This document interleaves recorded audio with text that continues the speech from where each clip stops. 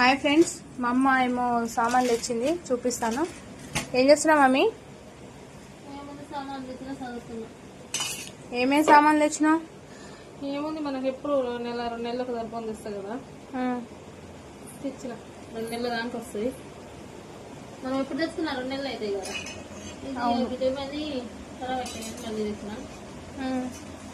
మిరపకాయలు కూడా తెచ్చినావుగా.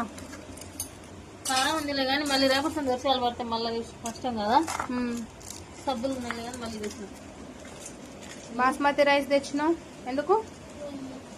ఫంక్షన్ చేస్తున్నావా? ఫంక్షన్ చేస్తున్నా. ఎవరిది? సంతూర్ నీకే తెచ్చుకున్నావు, మరి నాకు తేలే.